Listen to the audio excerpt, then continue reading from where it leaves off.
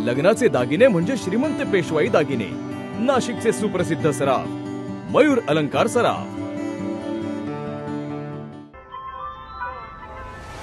ताज्या बातम्यांसाठी नाशिक न्यूजच्या YouTube चॅनलला सबस्क्राइब करा आणि बेल आयकॉनला प्रेस करा।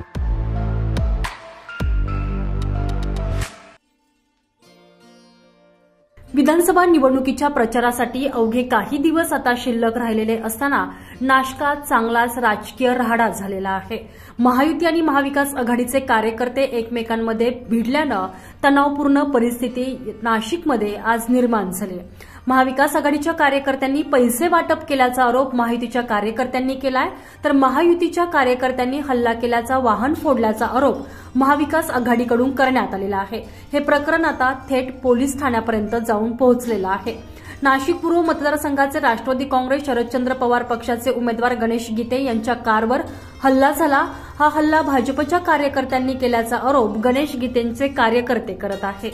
दरम्यान सुप्रिया सुळे यांनी देखील या प्रकरणाची दखल घेतली। सुप्रिया सुळे आज नाशिक दौऱ्यावर आहेत, त्यांची सभा होणार होती, मात्र सभा रद्द करून आता त्या पोलीस आयुक्तालयात कार्यालयात पोहोचलेल्या आहेत। ही खूपच चिंताजनक बाब आहे। अतिशय गलिच्छ राजकारण सुरू आहे। आमच्या कुटुंबातील माणसांवर असे हल्ले होणार असतील तर आम्ही खपवून घेणार नाही। पोलीस प्रशासन काय करते असा सवाल यावेळी सुप्रिया सुळे यांनी उपस्थित केलेला आहे।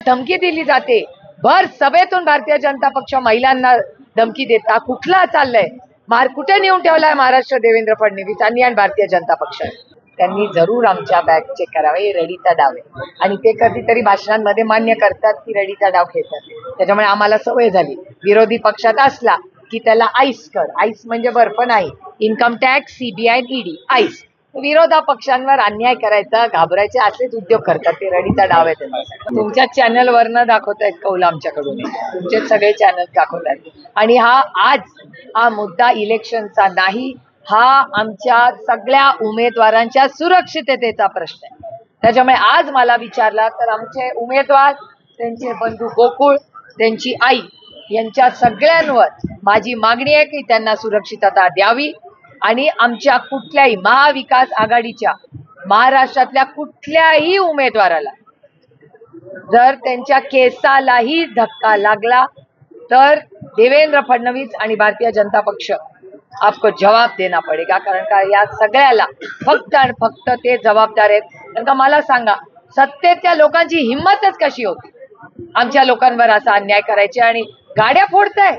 अहो, महाराष्ट्र आहे, आता देशात कुठलंच असं राज्य नाही। मणिपूरमध्ये अशा घटना होत आहेत जिथे भारतीय जनता पक्षाचं राज्य आहे। जिथे जिथे भारतीय जनता पक्षाचं राज्य आहे तिथे विरोधी पक्षाला दमदाटी करायचं सातत्याने हा प्रयत्न करत असतात। कारण का त्यांच्या पायाखालची वाळू हल्लेली आहे, दुर्दैव आहे, ते करतील आणि अशी घटना परत होणार नाही। आमचा पोलिसांवर विश्वास आहे, महाराष्ट्राच्या पोलिसांचा आम्हाला सार्थ अभिमान आहे। प्रॉब्लेम पोलिसांचा नाहीये, पोलीस हे भारतीय जनता पक्षांनी सूट दिलेल्या चुकीचं काम करणारे त्यांचे सगळे लोक आहेत ना, त्यांचा प्रॉब्लेम आहे आणि त्यांना सपोर्ट कदाचित या राज्याचे जे गृहमंत्री राहिलेले देवाभाऊ म्हणतात ना, आता त्यांना देवाभाऊ को जवाब देना पडेगा।